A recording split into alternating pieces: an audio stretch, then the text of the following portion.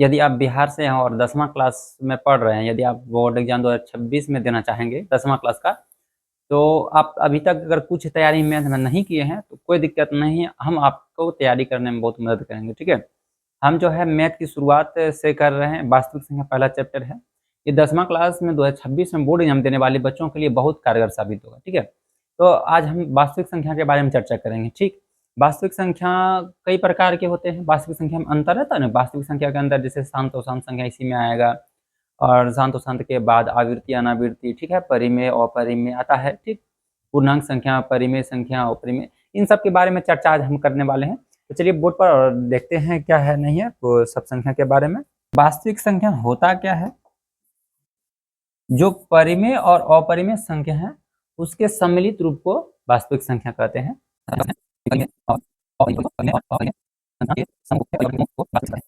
परिमेय और अपरिमेय संख्या के समूह को वास्तविक क्या बोलेंगे? वास्तविक संख्या कहते हैं। ये हो गया। उदाहरण के लिए हम लोग देखते हैं। ठीक है, जैसे जो परिमेय हुआ, जो अपरिमेय हो गया, वो सब वास्तविक हुआ। एग्जाम्पल जैसे मान लेते हैं कि परिमेय अगर हम 9 ले लिए, ठीक है, अपरिमेय में √13 हो गया, ठीक है, -16 हो गया। इस तरह का √25 हो जाएगा, इसका वर्गमूल निकल जाएगा, है ना। और भी हो सकता है जैसे 1/2 हो गया। इस तरह का इत्यादि जो संख्या होगा वो सब वास्तविक संख्या कहलाएगा। वो सब क्या कहलाएगा? वास्तविक संख्या। मतलब परिमेय और अपरिमेय संख्याओं के समूह अर्थात परिवार को ही हम लोग वास्तविक संख्या कहते हैं। पहला चीज हो गया खत्म। वास्तविक संख्या में कोई दिक्कत नहीं होगा। ठीक है, क्योंकि जो परिमेय होगा और जो अपरिमेय वह वास्तविक संख्या। लेकिन परिमेय और अपरिमेय अभी हम चर्चा जस्ट करते हैं कि परिमेय संख्या और अपरिमेय संख्या क्या होता है। ठीक है, तो पहला बात करेंगे हम लोग परिमेय संख्या। हाँ, ये हो गया परिमेय। दूसरा क्वेश्चन ले लेते हैं, परिमेय संख्या ये क्या होता है? ध्यान दो, रेशनल नंबर इसको बोलते हैं, RATION, रेशनल नंबर। ठीक है, देखो इसका आंसर हो गया कि जिन्हें P/Q के रूप में लिख सकते हैं उसे परिमेय संख्या कहते हैं। याद रखना, क्या बोलेंगे कि जिसे P/Q के रूप में लिख सकते हैं उसे क्या कहते हैं? परिमेय संख्या कहते हैं। या ऐसा बोल सकते हैं P/Q के रूप की संख्या को परिमेय संख्या कहते हैं। P/Q के रूप की संख्या को परिमेय संख्या कहते हैं। मतलब जिसको P/Q और Q के रूप में लिख सकते हैं, अर्थात P/Q का मतलब जिसको अंश बटे हर के रूप में हम लिख सकते हैं उसी को परिमेय संख्या कहते हैं। एग्जाम्पल इसका जैसे देखा जाए, जैसे बात किया जाए, जैसे ठीक है, जैसे 1/2, ठीक है, माइनस मान लिया जाए 9, ठीक है, लिखा जाए तो 5, है ना। इस तरह का संख्या हो जाएगा। जैसे √अगर ऐसा मान लिया जाए 25/36, ठीक है, क्योंकि 25 का वर्गमूल निकल जाएगा 5। देखो रूट में हो गया तब वह अपरिमेय हो जाएगा, लेकिन रूट में होने के बाद उसका वर्गमूल निकल जाएगा तब वो परिमेय होगा। तो जैसे 25 का वर्गमूल 5, 36 का वर्गमूल 6 होता है, यानी इसका वर्गमूल निकल जा रहा है, इसलिए यह क्या हो जाएगा? परिमेय संख्या। क्या हो जाएगा? परिमेय। ये सब परिमेय संख्या इत्यादि सब क्या है? ये सब परिमेय संख्या है। ठीक, इस सब में कोई दिक्कत नहीं होगा।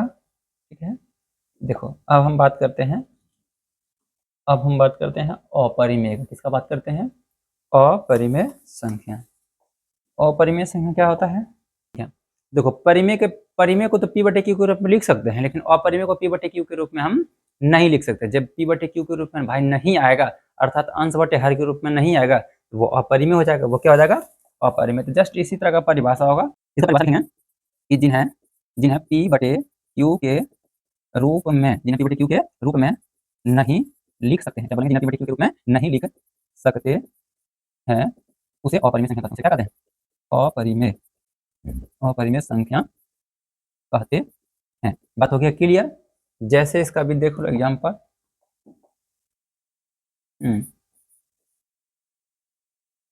जैसे बात किया जाए, जैसे √अंडर मान लो 3, ठीक है, √अंडर क्या मान लें? 3। क्या 3 का वर्गमूल निकलेगा? 3 का वर्गमूल नहीं निकलेगा, जब वर्गमूल नहीं निकलेगा तो ये अपरिमेय हो जाएगा। ठीक है, इसको पीबीटी के रूप में नहीं लिख सकते हैं। जैसे मान लिया जाए कि रूट अंडर 7, ठीक है, और क्या है, पाई है। ठीक है, देखो पाई का मान होता है 22/7, 22/7 परिमेय है, लेकिन जो पाई है वह अपरिमेय, वह क्या है, अपरिमेय। ठीक है, पाई अपरिमेय है, इस बात को याद रखना। जैसे रूट अंडर मान लिया जाए कि 13 लिख दिए। ठीक है, इस तरह का जो संख्या होगा वो क्या हो जाएगा, अपरिमेय संख्या, वो क्या हो जाएगा, अपरिमेय संख्या। उम्मीद है कि आसान लग रहा होगा, समझ में कोई दिक्कत नहीं है।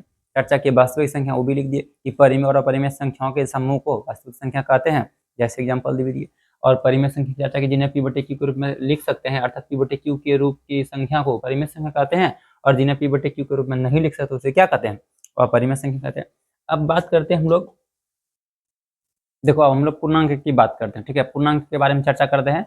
पूर्णांक संख्या क्या होता है, तो कहते हैं कि जब पूर्ण संख्याओं के परिवार में ऋणात्मक संख्याओं को शामिल कर दिया जाता है तब पूर्णांक बनता है। तब क्या बन जाता है, पूर्णांक।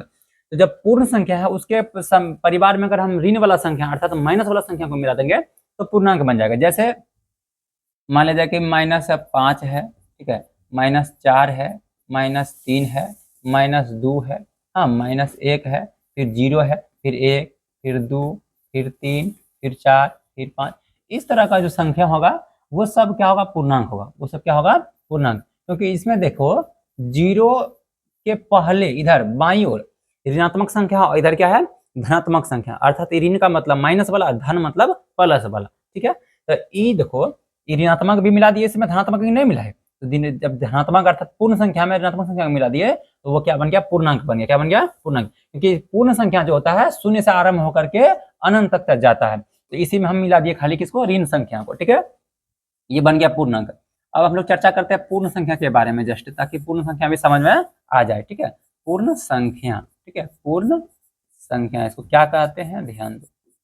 पूर्ण संख्या इसको बोलते हैं होल नंबर। क्या बोलते हैं, शून्य से आरंभ होने वाली संख्या को, शून्य से आरंभ होने वाली संख्या को पूर्ण संख्या कहते हैं। क्या बोलेंगे कि शून्य से आरंभ होने वाली संख्या को पूर्ण संख्या कहते हैं। जब गिनती की संख्या में हम 0 लगा देते हैं तो वो पूर्ण संख्या बन जाता है। जब गिनती की संख्या में पूर्ण संख्या 0 लगाते हैं क्या बन जाता है, पूर्ण संख्या बन जाता है। ठीक है, जैसे 0, 1, 2, 3, 4, 5, इस तरह का अनंत तक जाएगा पूर्ण संख्या। ठीक है, ये पूर्ण संख्या समझ में आ गया कि शून्य से जब शुरुआत होने वाली संख्या को हम पूर्ण संख्या कहेंगे। जब गिनती की संख्या में 0 लगा देंगे तो वह पूर्ण संख्या बन जाएगा। क्या बन जाएगा, पूर्ण संख्या। ठीक है, अब बात करते हैं हम लोग प्राकृतिक संख्या। ठीक है, 5वां नंबर पर किसकी बात करेंगे, प्राकृतिक संख्या। ठीक है, प्राकृतिक संख्या या प्राकृतिक संख्या एक ही चीज होता है, प्राकृतिक संख्या या प्राकृतिक संख्या। देखो इसको बोलते हैं नेचुरल नंबर। इसको क्या बोलते हैं, natural number, NATURAL, natural number, NUMBER। ठीक है, नेचुरल नंबर। तो प्राकृतिक संख्या ऐसे भी समझ में आना चाहिए। जैसे प्राकृतिक का मतलब होता है भगवान द्वारा निर्मित चीज है ना, तो ये क्या है, ध्यान दो, गिनती की संख्या को प्राकृतिक संख्या कहते हैं। इसको क्या बोलेंगे, गिनती की संख्या को, नहीं, गिनती की संख्या को, गिनती की संख्या, गिनती की संख्या को क्या कहते हैं, प्राकृतिक संख्या। ठीक है, क्या कहते हैं, प्राकृतिक संख्या। गिनती की संख्या को प्राकृतिक संख्या कहते हैं, प्राकृतिक संख्या कहते हैं।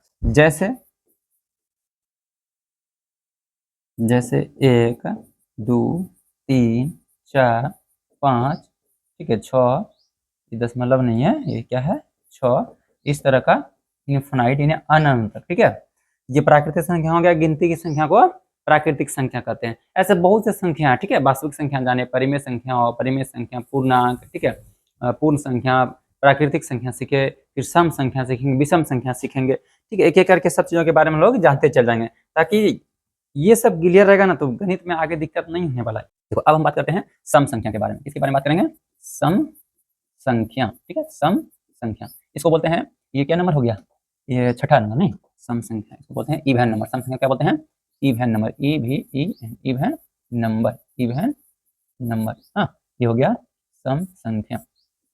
देखो सम है ना, सम संख्या किसे कहते हैं, वह संख्या जो 2 से पूरा पूरा विभाजित हो। क्या बोलेंगे, वह संख्या, क्या बोलेंगे, वह संख्या जो 2 से पूरा पूरा या पूर्णता बोल सकते हैं। ठीक है, जो संख्या 2 से पूरा पूरा विभाजित हो, पूरा पूरा क्या बोलेंगे, विभाजित हो, है ना, संख्या 2 से पूरा विभाजित हो, उसे क्या कहते हैं, उसे सम संख्या कहते हैं। उसे क्या कहते हैं, सम संख्या कहते हैं। क्या कहते हैं, सम संख्या।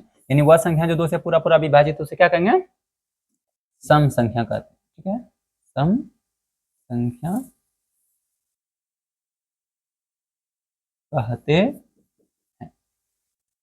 जैसे चर्चा किया जाए जैसे का, तो जैसे हो जाएगा 2, 4, 6, 8, 10, इस तरह का अनंत तक चलने वाला है संख्या। ठीक है, कि वह संख्या जो 2 से पूरा पूरा विभाजित हो उसे क्या कहेंगे, सम संख्या। अर्थात देखो वैसा संख्या जिसको 2 भाग दे दे और शेष नहीं बचे, समझे बात को, कि 2 से भाग दिए और शेष नहीं बचे, क्योंकि 2 से विभाज्य का नियम भी तुम लोगों को पता होना चाहिए। अब यदि हम नहीं जानेंगे किस में 2 से भाग लगेगा और किस में 2 से भाग नहीं लगेगा, तो फिर हम पता ही नहीं कर पाएंगे कौन सम है और कौन विषम है। तो छोटा सा बात हम बता देते हैं, यदि किसी संख्या का विभाज्य का नियम जानना हो तो हम 2 का पहले बताते हैं। ध्यान देना, 2 का क्या होता है कि यदि किसी के लास्ट में 0 रहेगा, 2 रहेगा, 4 रहेगा, 6 रहेगा और 8 रहेगा, तो उसमें 2 से भाग लगेगा। उसमें किससे भाग लगेगा, 2 से भाग लगेगा। समझ आया बात को। एग्जाम्पल जैसे देखा जाए, अगर हम लिख दिए 998, कितना बड़ा संख्या लिख दिया, उससे कोई दिक्कत नहीं है।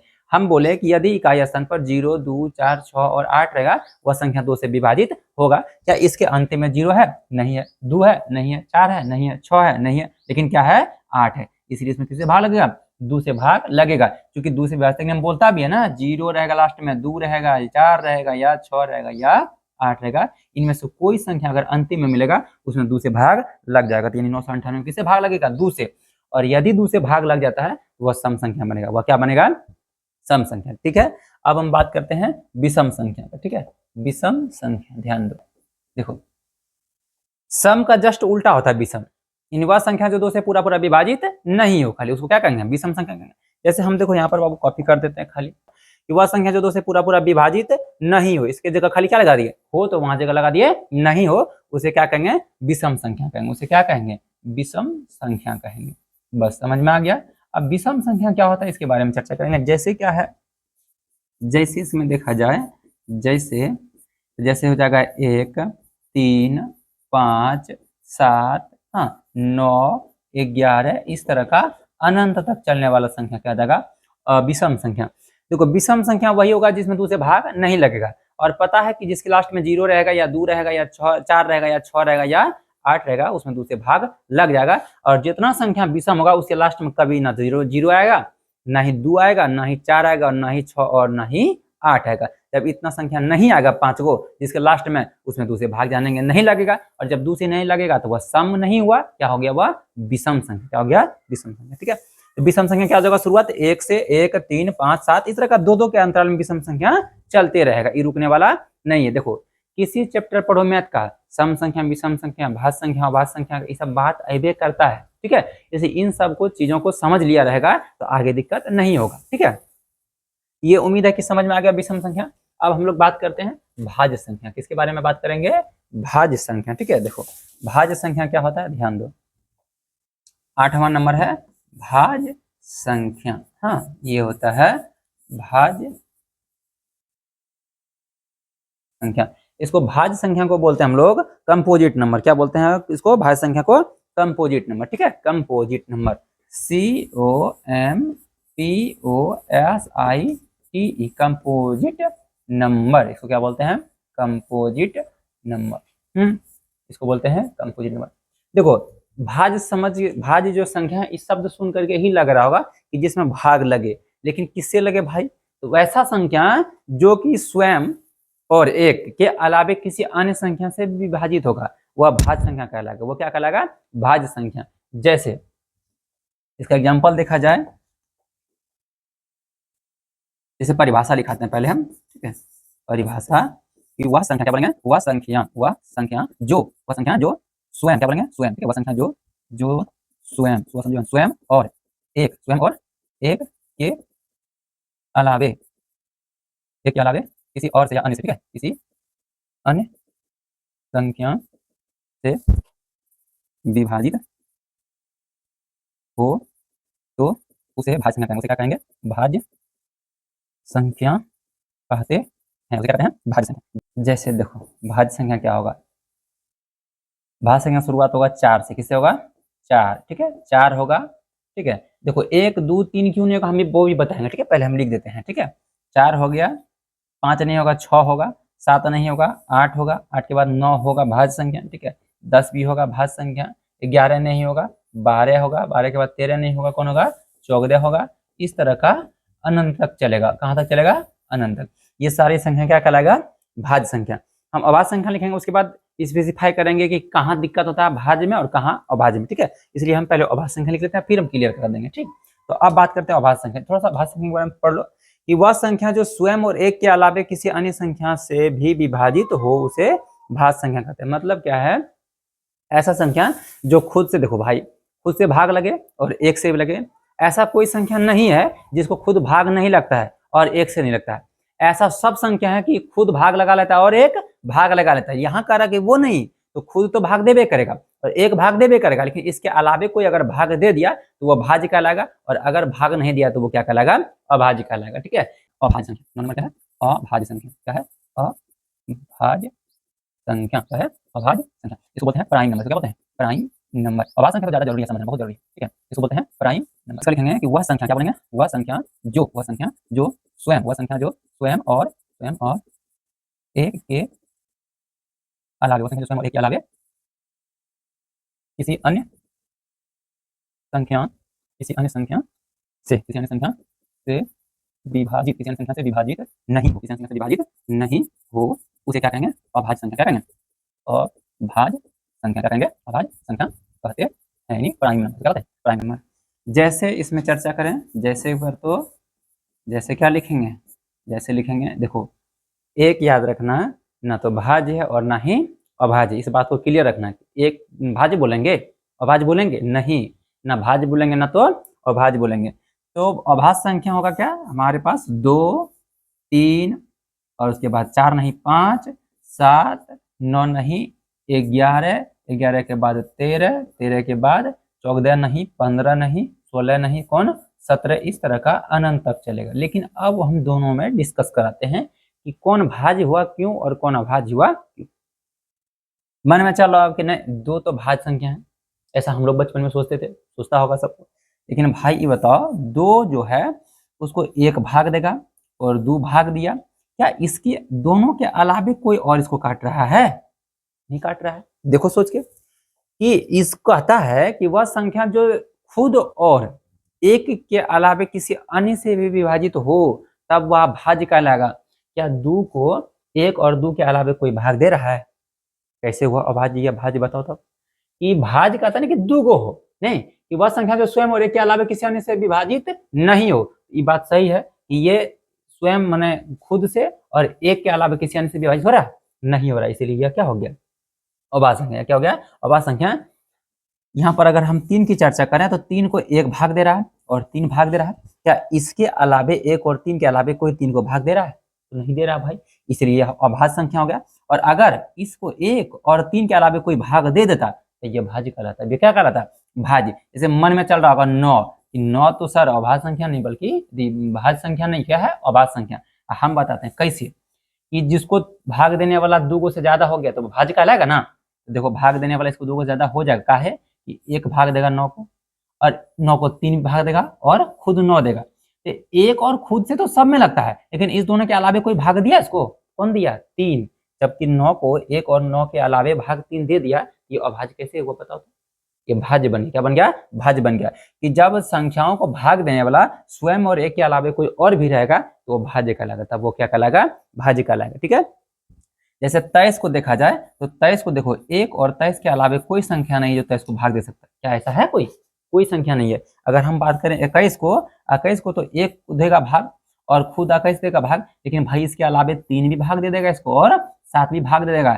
ये भाज्य संख्या बनेगा। ये क्या बनेगा? भाज्य संख्या। और ये क्या बन जाएगा? अभाज्य संख्या। 23 क्या है? अभाज्य संख्या, ठीक है। चलो, उम्मीद है कि समझ में आ गया होगा। कोई दिक्कत? चलिए, उम्मीद है कि आपको वीडियो अच्छा लगा होगा, ठीक है। और फिर नेक्स्ट एपिसोड कल इसका मिल जाएगा, ठीक है। आप लोग वीडियो को अच्छे से देखिए और समझिए, और जहाँ भी डाउट हो तो आपको कमेंट कर सकते हैं, कोई दिक्कत नहीं है, ठीक है। कहीं भी अगर डाउट हो वीडियो में कि क्या सर कहीं गड़बड़ है तो वहाँ पर आप लिख दीजिए कमेंट में, फिर हम उसको सुधारने का प्रयास करेंगे, ठीक है। और आपको अगर किसी तरह का कोई मतलब कि नोट्स वगैरह PDF अगर चाहिए तो आप हमसे संपर्क कर सकते हैं। मोबाइल नंबर इसमें डिस्क्रिप्शन में दे दिया रहेगा, ठीक है। आप वहाँ से हमसे संपर्क कर सकते हैं, या व्हाट्सएप चैनल का नंबर भी दिया रहेगा, आप वहाँ से भी हम व्हाट्सएप ग्रुप में जुड़ सकते हैं, ठीक है। धन्यवाद।